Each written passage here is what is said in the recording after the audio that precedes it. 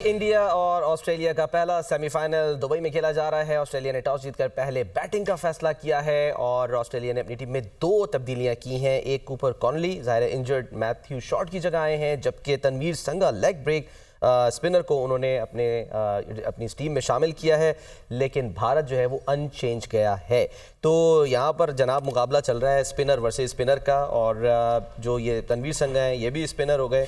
Glenn Maxwell कराते हैं spin bowling, Cooper Conley की हम बात कर चुके हैं, तो और लबुशेन भी करा लेते हैं। तो यानी फोकस सारा जो है स्पिन पे है। तो आपको लगता है कि जो कूपर कॉनली हैं उनको जब बॉलिंग करने आएगा तो शुरू में ही रोहित और शुभमन को मुश्किल टाइम देने के लिए लाया जा सकता है? बिल्कुल, ये ऑप्शन भी हो सकता है। देखें, ये पहले 10 ओवर्स जो है ना वो बहुत इंपॉर्टेंट होंगे। अगर तो ऑस्ट्रेलिया अच्छा स्टार्ट लेने में कामयाब हो जाता है सलमान, तो फिर ये ऐसी टीम है कि ये फिर मिडल ओवर्स में भी वो उस मोमेंटम को अपना कैरी करती है, स्ट्राइक रोटेशन भी करते हैं, फिर ये उस मोमेंटम को लेके चलते हैं। लेकिन अगर फर्स्ट 10 ओवर्स में अगर 2 से 3 विकेट्स इंडिया लेने में कामयाब हो जाता है तो फिर मिडल ओवर्स में जो मुझे लगता है कि मुश्किल होगी। देखिए, दोनों टीम्स के पास अगर आप देखें तो ऑप्शंस, बॉलिंग ऑप्शंस पूरे हैं कंडीशंस को देखते हुए, क्योंकि ये कंडीशन स्पिनर्स को सूट करती हैं। तो यहाँ पे जो दोनों के पास अब बॉलिंग ऑप्शंस पूरे हो गए हैं। अगर आप देखें, कूपर जो है वो लेफ्ट आर्म है, उसके बाद तनवीर सागा भी लेग स्पिनर है, जैम्पा भी लेग स्पिनर है, और उसके बाद मैक्सवेल ऑफ स्पिनर है। तो अगर आप देखें, मतलब ये वैरायटी पूरी है, वैरायटी इनके पास पूरी है। दो कि ये रेगुलर स्पिनर्स नहीं हैं इसमें। अगर आप कूपर को और मैक्सवेल को देखें तो ये पार्ट टाइम ही हैं,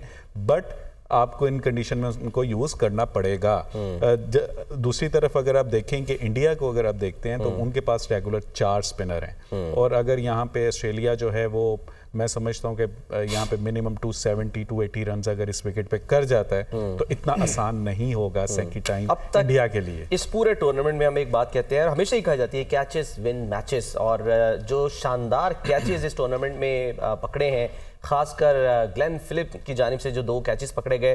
भारत वालों, गलत फिलिप्स को टैग ना करो, जिसको करना चाहिए था उसी को टैग करते। बहरहाल दिलचस्प बात यह है इरफान के इमाम भी जो है वो बेस्ट कैच करने वालों में शामिल है। नहीं, ज़बरदस्त, इमाम ने भी अच्छा कैच लिया था, लेकिन पाकिस्तान की टीम आगे नहीं आ सकी। लेकिन जिस तरह के न्यूजीलैंड ने कैच किया तो वो आज भी आपको लगता है कि बहुत ज़्यादा मैटर करेगी फील्डिंग? टीमें इस तरह की हैं जिस तरह के ऑस्ट्रेलिया की, मतलब कि जिस तरह एफर्ट करते हैं, फील्डिंग तो एक्स्ट्राऑर्डिनरी उनकी दूसरों से बहुत बेहतर होती है।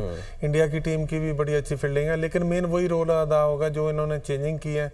वो अभी पहले मुझे लग रहा था 60% जो था इंडिया मैच जीतेगा 40, लेकिन अभी 50-50 हो गया है। तो और उन्होंने जिस कंडीशन को देखते जिस तरह की चेंजिंग की है, ये वेरी गुड है। ये मेरे ख्याल में ये ऑस्ट्रेलिया की फेवर में जाएंगे। अच्छा सलमान, इसमें देखें फील्डिंग आपने बात की, तो लास्ट मैच में भी अगर देखें ना, तो अगर इंडिया ने 250 रन किए ना, अगर आप देखें तो ये 270-280 रन हैं। उन्होंने अपने 25 से 30 रन जो है वो सेव किए हैं। भाई, कोहली को आउट करने का मतलब ही यही है कि आपने पता नहीं 50 है, पता नहीं कितने रन आपने सेव किए हैं। तो आई थिंक देखें, क्रूशियल मैचेस में यही होता है, आप बड़ी टीम्स जो होती हैं वो हाफ जो चांसेस होती है ना उनको भी ग्रैब करते हैं। तो ये चीज़ आज के मैच में भी, अगर जो टीम भी जो हाफ चांसेस वो ग्रैब करेगी, आप रोहित शर्मा, विराट कोहली, ये ऐसे प्लेयर हैं, इनको अगर आप चांस दे देंगे या इनका कैच ड्रॉप हो गया तो ये फिर आपको वापस मैच में आने नहीं देंगे। तो आज के मैच में फील्डिंग जो है वो भी एक बहुत क्रूशियल पार्ट। और कहते हैं ना, chance favours the prepared mind. Doctor साहब, ये बता दें कि चले स्पिनर्स का पता लग गया कौन कौन है, सब कुछ है।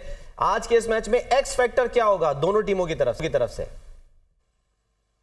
अच्छा, वैसे क्विकली अगर मुझे मिनट दे, मुझे लगता है कि ऑस्ट्रेलिया पता नहीं शायद थोड़ा बैकफुट पे चला गया है ना। वो आज नॉर्मली वो अग्रेसिव अप्रोच से आता है, मुझे यही लग रहा था कि अग्रेसिव अप्रोच से ही आएगा, लेकिन उन्होंने जहां पर जैम्पा के साथ तनवीर सागा को भी शामिल किया तो मुझे लगता है कि अब वो मैचअप करने के चक्कर में पड़ गए, बल्कि बजाय इसके कि वो अपर हैंड लेते तो थोड़ा सा अब मुझे ऑस्ट्रेलिया ने मायूस तो नहीं कहना चाहिए, उनका अपना थिंक टैंक है, बड़ा टैंक है, लेकिन मुझे लगा कि थोड़ा वो ना सरप्राइज भी तो मिल सकता है साहब। हो सकता है कि तनवीर जो है वो सरप्राइज दे दे।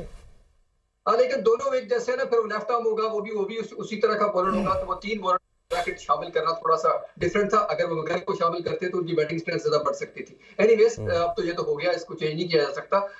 अगर एक्स फैक्टर देखें तो मेरा ख्याल है कि आज भी Maxwell will be the x factor. वो बड़े मैचों का प्लेयर है, वहां पर वो परफॉर्म करता है ऑस्ट्रेलिया की तरफ से। और अगर इंडिया की तरफ से होगा तो कोहली। इंडिया की तरफ से विराट कोहली चले, वो विराट कोहली ने अनुष्का को जो है वो कितना दुख दिया है पिछले मैच में, वो हमने जो है वो देख ही लिया। बहरहाल लेट्स सी, देखते हैं जी। वही वाली बात है कि अच्छा, अब ये खबर आई है, मैंने कहा वो शेयर कर लूँ जाते जाते आप सब लोगों से कि भारतीय जो वफ्द है क्रिकेट बोर्ड का, वो कल आ रहा है वाघा के रास्ते लाहौर। तो मोस्ट प्रोबेबली यहाँ पर जो ज़ाहिर है मैच होना है वो देखने के लिए राजीव शुक्ला साहब जो उनकी क़यादत में यहाँ पर आ रहे हैं। तो ये भी अच्छी बात है भाई, आप बोर्ड का जो है वो वफ्द लेकर आ रहे हैं, टीम भी जल्दी लेकर आ जाएँ। हम तो ये चाहते हैं कि आप अपनी टीम लाते हैं यहाँ पर। अगर आप टीम लाए होते तो यहाँ देखें ना कैसे 400 रन बन रहे होते, डबल 100 जो है वो बना रहे होते।